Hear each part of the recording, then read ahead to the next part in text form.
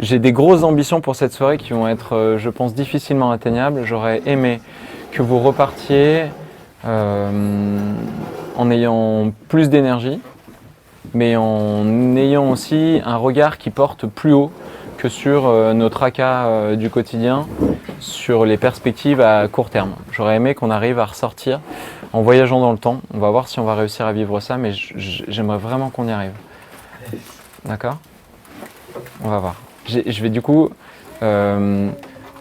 si vous le souhaitez, enfin si vous ne m'en voulez pas, je vais essayer d'être très succinct sur le pourquoi je suis ici. Ok ?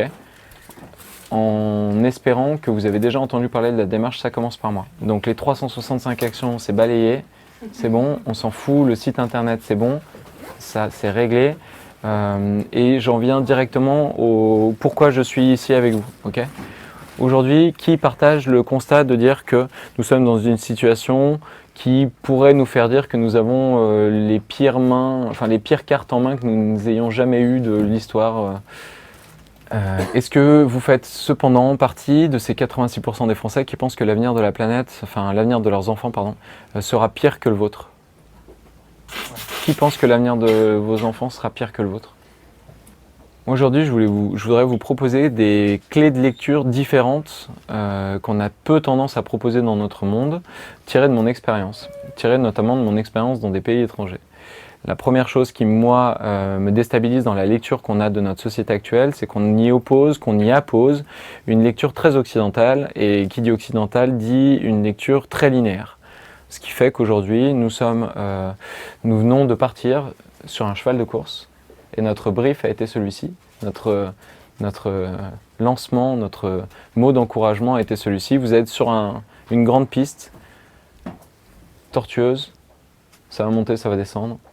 Et à un moment, inéluctablement, vous allez tomber sur des obstacles sans doute dramatiques, peut-être infranchissables, et on part. Imaginez, vous êtes sur votre cheval, qu'est-ce qui va se passer au début ? Chaque courbe va être peut-être cette courbe qui va cacher l'obstacle. On fait attention, on rentre, on est prudent, on s'habitue, on ne rencontre rien. Peut-être que cette courbe ensuite va mener sur une autre, et puis sur une autre, on prend de la vitesse, on s'habitue, jusqu'où on va, comment on va. Pourquoi on va, on ne sait même plus. Il nous parlait d'obstacles, on est sûr. On verra bien. Finalement, on est bien à grande vitesse comme ça. Là, j'ai l'impression qu'aujourd'hui, on est à grande vitesse et que des personnes nous aident à identifier les obstacles. On nous rappelle dans l'oreillette en nous disant « Ah les gars, bon, vous n'avez pas trop prévenu sur les obstacles, mais peut-être que les obstacles vont être des obstacles de manque de ressources. Peut-être que les obstacles vont être des obstacles géopolitiques. Peut-être que... » On est en train de faire qu'on matérialise ces obstacles, on leur donne une forme, une profondeur, on leur donne une taille, une hauteur, on leur donne une texture à ces obstacles. Et il y a même des personnes qui commencent à réussir à nous dire « Bon, peut-être que ces obstacles-là, en fait, ça peut être la pire crise économique qu'on ait jamais eue depuis 29, potentiellement dès l'année prochaine. Peut-être que ça sera des pics pétroliers de troisième pétrole, potentiellement à horizon 2025, 2030, etc. » Et là, on est en train de nous alerter sur le fait que sur le parcours se retrouvent ces obstacles très précis. Est-ce que je vous ai perdu ? Ou est-ce que vous êtes toujours avec moi ? Très bien. Pourquoi je vous dis ça ? Parce que c'est notamment le travail que font les collapsologues, pour ne pas les citer, de nous faire matérialiser des obstacles. Un obstacle, c'est là. Ça peut être très haut, ça peut être très bas, ça peut être très profond, ça peut être très large. Mais c'est là. Et ça veut dire qu'avant, il y avait des choses, et après, il y aura des choses. Moi, ma question aujourd'hui, c'est comment on fait en sorte que ces obstacles soient finalement non pas une fin, non pas un mur, mais au contraire, une étape de quelque chose qui, de toute manière, nous dépassera.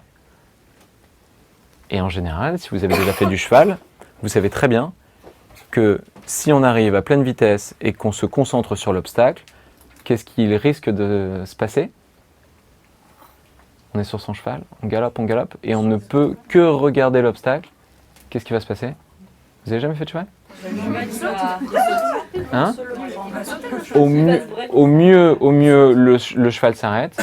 Mais si on est vraiment à faire corps avec la bête, avec l'animal, et qu'on va se le prendre de plein fouet à l'obstacle, vraiment de plein fouet. Okay, donc ce que je vous propose aujourd'hui aussi, et ça sera l'exercice de la fin, c'est qu'est-ce qui se passe derrière ces obstacles, de remercier les collapsologues pour le formidable travail qu'ils sont en train de faire, de nous faire exister l'obstacle, mais finalement de peut-être leur redonner aussi la place qu'ils méritent, c'est-à-dire de n'être que des lanceurs d'alerte qui nous permettent d'anticiper des choses qui pourront venir après. Okay, l'effondrement, ou quoi qu'il arrive, n'est absolument pas une fatalité, et encore moins une finalité. C'est surtout ça. Si je peux vous faire un seul cadeau, je vais vous faire un cadeau de Noël en avance. Si vous avez la chance de parler pas trop mal anglais, ou de à peu près le baragouinet, permettez-vous ce temps extraordinaire qui va être de télécharger sur votre téléphone l'appli de Deep Time Walk, qui est la marche du temps long, de Deep Time Walk, qui va vous permettre de marcher les 4,6 milliards d'années de la planète en 4,6 km. 1 million d'années est égal à 1 mètre, et on va vous raconter l'histoire de la planète. Je vous spoil, je vous divulgage la fin. La fin, c'est nous, pour l'instant, la fin connue. Et en fait, vous venez de marcher 4,504, enfin, vous imaginez, hein, 4,599 mètres. Et là, on est 999 mètres. Et là, on arrive dans le dernier mètre. Et le dernier mètre de la planète, de l'histoire de la planète, c'est que moi, je me pète la gueule et qu'on se termine cette soirée vachement plus tôt. Voilà, on le matérialise. Il y a des effets spéciaux, vous allez voir, il y a plein de trucs qui vont se passer ici. Et donc l'histoire de la planète, c'est Lucie arrive au début de ma main, l'agriculture moderne arrive au début de mon ongle, et l'âge industriel, qu'on le connaît, des 200 dernières années, est sur le blanc de mon ongle qu'on ne voit même pas. C'est fou. C'est fou, non? Il y a eu 5 extinctions avant nous. Et la vie existera des milliards d'années encore après nous.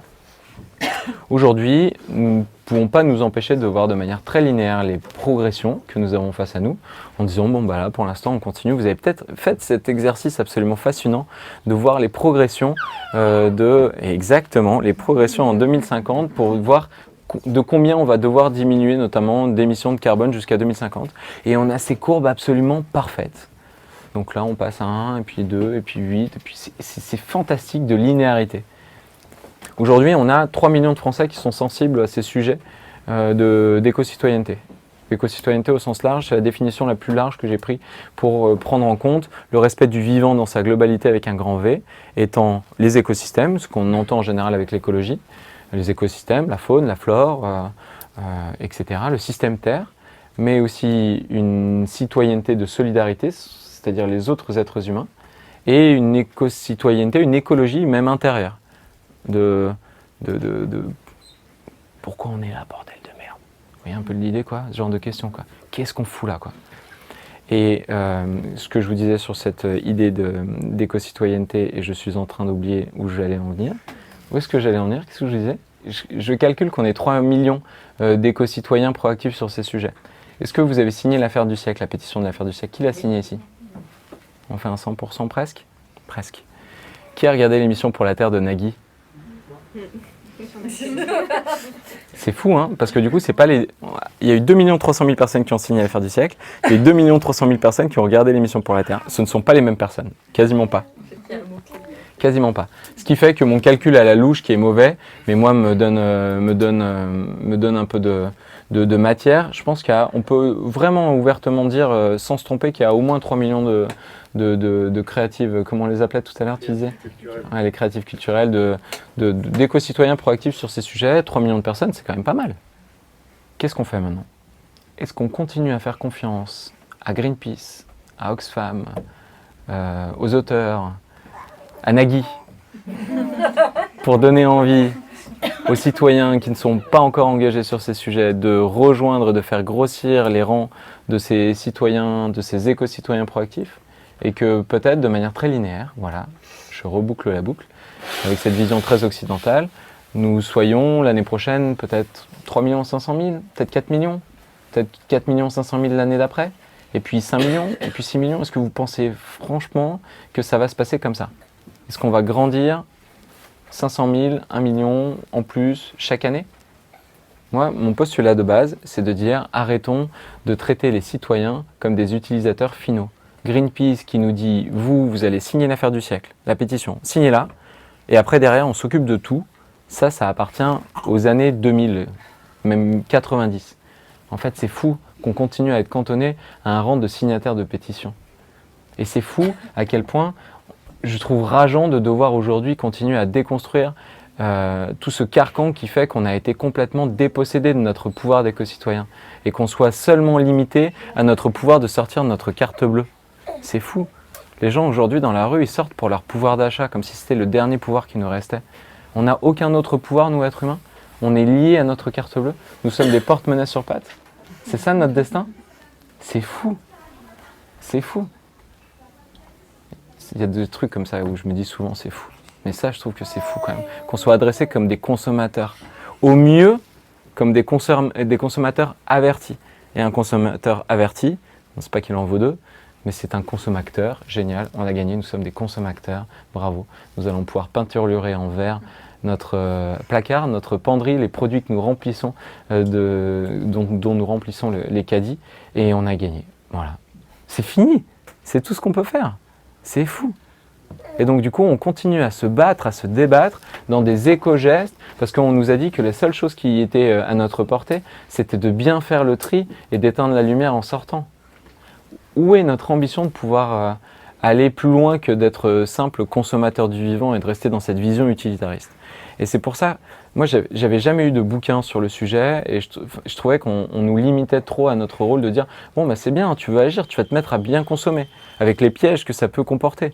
Jusqu'au jour où il faut s'acheter son kit zéro déchet, on en parlait tout à l'heure, il faut acheter son kit zéro déchet qui nous vaut une fortune, et puis en fait qui va nous remplir encore nos placards, et ça y est, on a réussi à faire le zéro déchet, on aura chacun notre poubelle de 5 kilos par an, et on a gagné, c'est la société idéale de demain, c'est ça la société respectueuse du vivant. Comment on fait pour réussir à créer les mondes de demain, pas le monde de demain, à remplacer le monde actuel par les mondes de demain, qui, bonne surprise, existent déjà, et comment on fait pour se ressaisir de nos pouvoirs.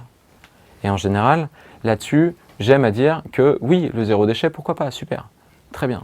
Commençons par le zéro déchet, faisons un gros vide-grenier, vidons notre penderie, trions nos affaires, trions nos amis, changeons de métier, vidons nos vies, qui sont que du gras. D'avoir vécu 7 ans à l'étranger, ça m'a fait me rendre compte à quel point nos vies françaises sont empêtrées dans le gras et qu'on vit trop vite. On vit trop vite, on vit trop de tout et on n'a plus le temps de rien.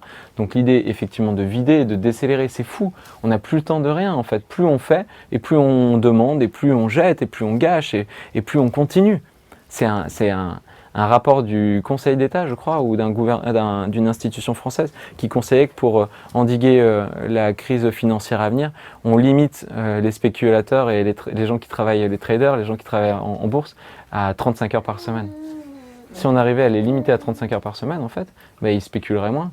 Donc ils auraient moins de temps de faire des conneries et ça se passerait potentiellement mieux. Et l'idée, c'était de réduire, d'arrêter la grande accélération du monde. La grande accélération du monde qui, en plus, est, entre guillemets, entretenue par la consommation d'énergie qu'on fait. Mais une fois qu'on a fait ça, une fois qu'on a vidé nos vies, de quoi on les remplit, nos vies? Qu'est-ce qu'on y met maintenant? Une fois qu'on... Moi, je le dis, quand j'étais jeune, mon rêve ultime, vous savez quoi? C'était d'avoir une moto, une Ducati Monster. C'était mon rêve ultime. J'avais comme cap, à moyen terme, d'arriver à finir mes études, avoir un métier qui me permettrait d'économiser suffisamment d'argent pour avoir une Ducati Monster. C'était mon rêve. La moto la plus bruyante en dehors du monde. C'est l'enfer. C'est horrible. C'est fou. Et comment on peut désencombrer nos vies de ça?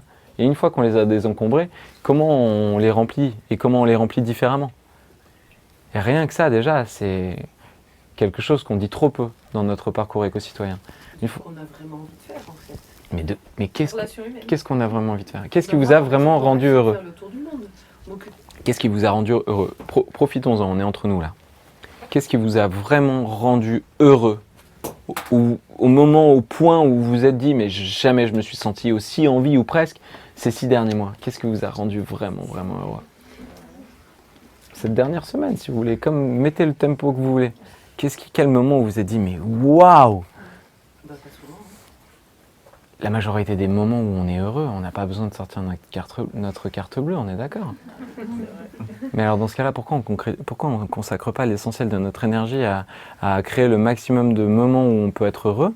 On peut très bien, de manière très organisationnelle, faire en sorte qu'on ait une partie de nos vies qui soit pour gérer la logistique, générer suffisamment d'argent et derrière se limiter. Vous savez, il y a cette tendance actuellement qui existe, ça nous vient beaucoup des Américains. Les États-Unis, pardon, on peut beaucoup les moquer, mais en général, ils sont bons sur les tendances un peu folles et il y a des choses à retirer de ça. Et donc, il y a des gens qui s'organisent pour faire en sorte qu'ils assurent la logistique de leur vie, c'est-à-dire vraiment les choses très pragmatiques. Il faut que je m'habille, il faut que machin, et de manière très logistique. Et ensuite, ils ont du temps pour faire tout ce qu'ils veulent. Et donc, ils ont rationalisé ça. Il y a un livre qui est ici, qui est fait par les écolo-humanistes, et ils ont à un moment le revenu induit par les besoins. Le calcul du RIB, ils appellent ça. Le revenu induit par mes besoins. Quels sont vos besoins? Est-ce que vous avez déjà fait le calcul de savoir de combien vous aviez besoin chaque mois pour vivre? Est-ce que vous avez déjà fait ce calcul-là? Ouais, vous savez exactement? Et ça correspond à l'argent que vous gagnez? En général, on a toujours un petit peu plus d'argent. Puis cet argent appelle à un étalement un peu de nouveaux besoins qui crée finalement l'envie d'avoir un petit peu plus. Et puis si par chance on a des personnes qui ont encore un peu plus, on va commencer à se comparer. Puis on va se dire mais tiens finalement, puis si lui il a été reconnu pour ça, pourquoi pas moi? Et puis en fait on va se créer tout un tas de besoins alors que clairement si on mettait sur papier quels étaient nos besoins, comment on irait toucher ça? Et comment on remettrait comme boussole? Ça, c'est des livres que je ne me suis pas encore permis d'écrire, mais qui me passionnent. Comment on peut remettre comme boussole de notre société autre chose que la croissance de notre PIB? C'est quand même fou de se dire que notre président, son bilan, l'essentiel de son bilan, va être validé si jamais il arrive à faire les plus 2 degrés, les plus 2%, pardon. Les plus 2 degrés, il va y arriver, il est bien parti. Les plus 2% de PIB. S'il fait plus 2% de PIB chaque année, il aura été un bon président. C'est fou. C'est fou. C'est pas l'économie qui vote pour notre président, c'est nous. Et moi, personnellement, je ne regarde pas la croissance du cours de la bourse les matins. Et si le PIB remonte, je m'en contrefous. Non, en fait, c'est pas vrai. Si le PIB monte, je suis triste parce que ça veut dire que le vivant en lui décroît. C'est fou. Je vous partage mes étonnements aujourd'hui. Et donc comment on peut remettre ce bonheur au centre de nos vies? Pourquoi je vous dis ça? Parce que le jour où j'ai décidé de remettre le bonheur au centre de ma vie, je me suis rendu compte qu'en fait, le bonheur, il était inaccessible et accessible en même temps, que c'était une course permanente, mais que ça faisait un bien incroyable d'oser affronter ça. Ça prend un peu de temps, hein. Ça fait peur de confronter le vide intérieur de nos vies qu'on a essayé de remplir par des Ducati Monster. Mais c'est tout un système qui nous fait tourner en bourrique et dont on est devenu trop dépendant. Mais remettre cette question du bonheur au centre me semble absolument lié avec les questions des mondes de demain et du respect du vivant dans sa globalité. C'est comment réussir à faire en sorte qu'on puisse inspirer les autres. Comment on peut se ressaisir de cette capacité à nous être exemplaires, à changer les maîtres de notre ambition, ça on est d'accord. Et donc comment on balaye une bonne fois pour toutes l'action individuelle versus l'action collective, l'action de refus, de renoncement, de résistance, vous voyez ce que je veux dire? Et donc comment on peut remettre dans notre ambition, en fait, tous ces niveaux d'action.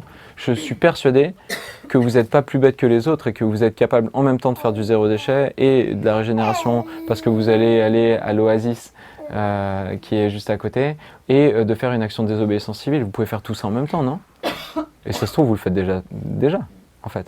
Et vous avez renoncé, et vous avez réduit. En fait, on peut tout faire, on peut remettre de l'ambition et se rendre compte qu'on a plein d'espaces dans son quotidien et que ces espaces, on peut les occuper différemment.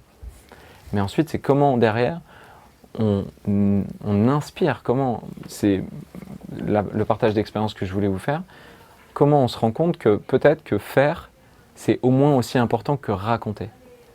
Parce que ce parcours des 365 actions, pour moi, il était très égoïste en fait. De dire, très bien, je vais essayer de réduire au maximum, je vais essayer d'atteindre l'objectif le plus extraordinaire possible. Je me suis rendu compte que 2050, l'objectif des 2 tonnes de CO2 était atteignable dès 2017. Et en même temps, quand Julien Vidal en 2017, il a émis que 2 tonnes de CO2, est-ce que vous avez noté une amélioration sensible de la France? Non, on va pas se mentir.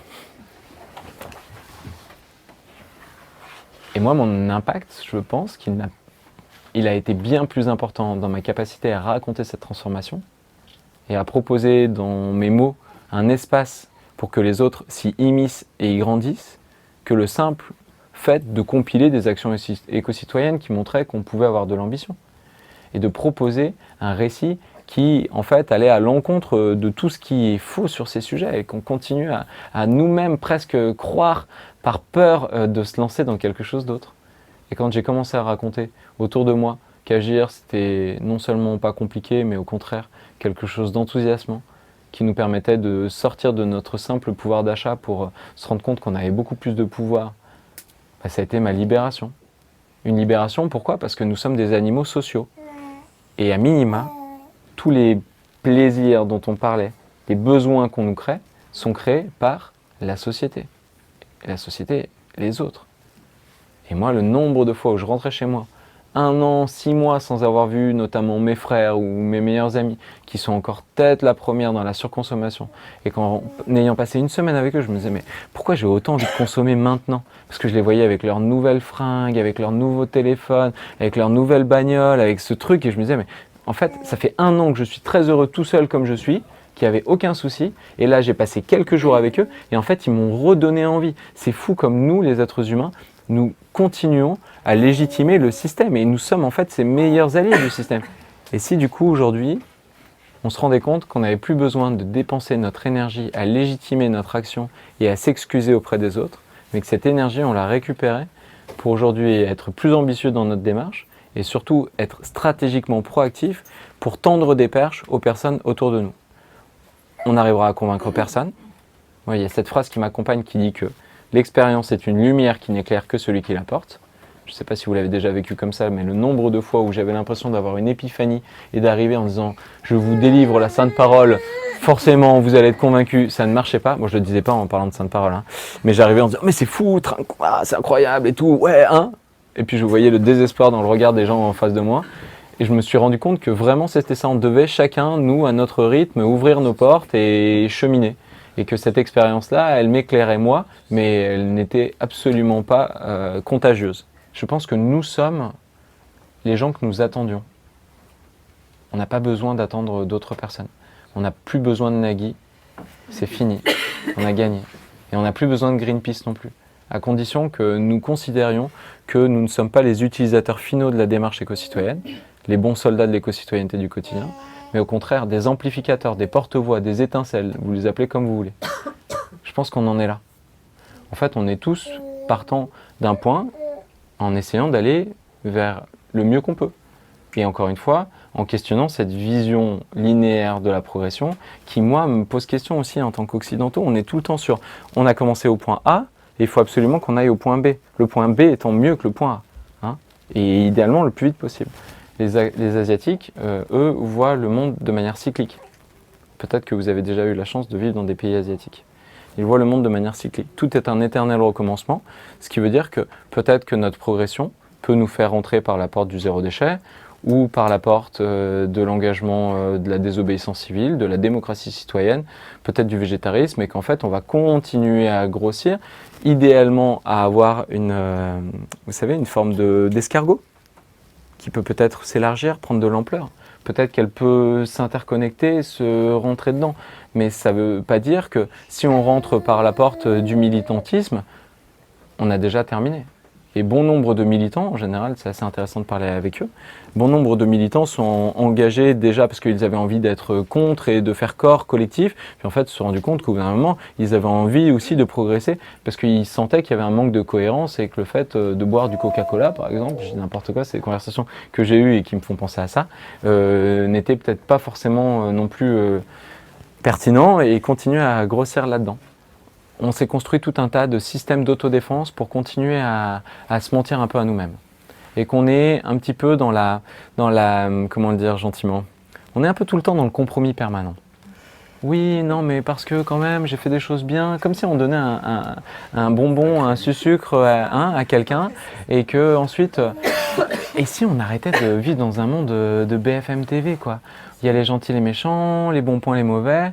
Et si en fait on osait vivre les choses vraiment en conscience. Si tu fais les choses en conscience, si le matin tu te réveilles et le soir tu te regardes dans le miroir en te disant en fait là j'ai fait vraiment du mieux que je pouvais avec les éléments tangibles que j'ai à ma portée, matériels, pédagogiques, de compréhension. Là je sais que j'ai fait du mieux que je pouvais. Mais qui on est pour juger en fait? Quel que soit le point d'où on part. Si on pense qu'on a un bilan, et si le monde de demain est un bilan avec une carte à points qu'on doit remplir en espérant ne pas la limiter, ou commencer à négocier avec les autres la carte à points en disant bah, « toi, tu as pris moins, alors j'aimerais bien te racheter tes points pour pouvoir continuer. » Ah, mais en fait, on a perdu. Tant qu'on aura une vision mathématique des enjeux qui doivent advenir et qu'on sera accroché à ces putains de degrés qui sont aujourd'hui, disent certains, déjà complètement dépassés. Mais en fait, on n'aura pas la vision qui, elle, à mon avis, nous permettra de vraiment agir en profondeur. C'est la vision irrationnelle, sociale et vivante de l'être humain, qui, elle, ne se mesure pas avec un point et des bons points et des mauvais points.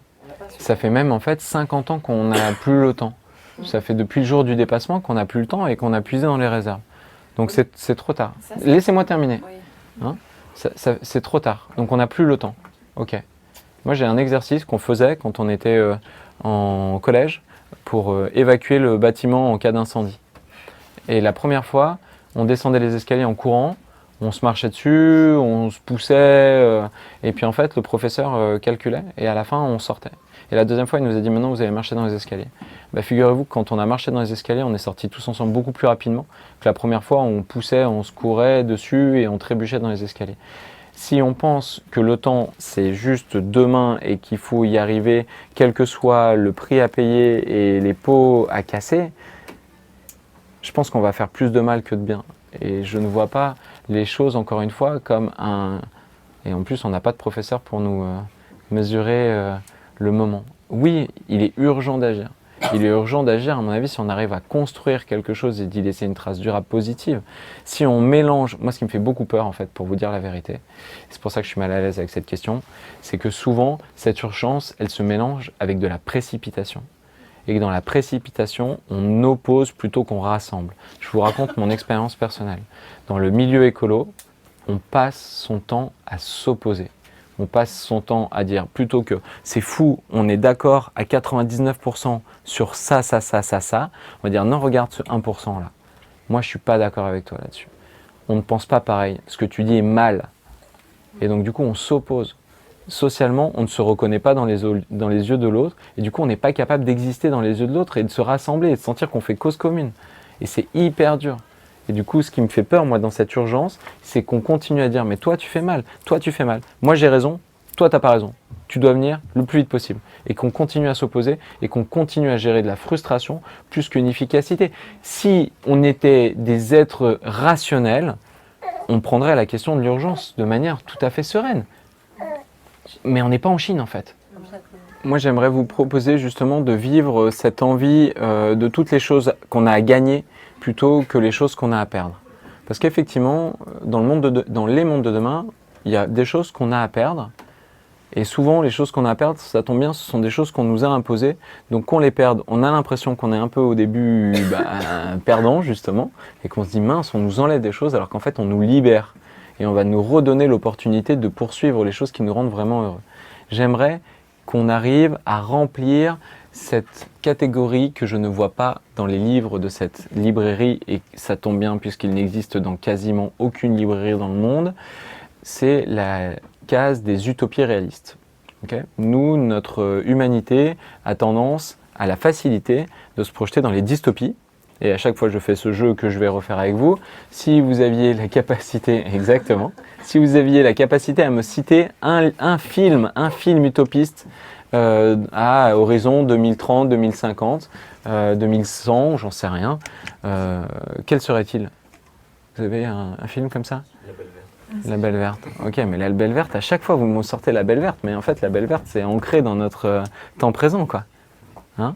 Et après c'est demain en général. Ouais, bon bah demain c'est demain, quoi. Donc, Ecotopia. Ecotopia ça marche. En livre ça marche.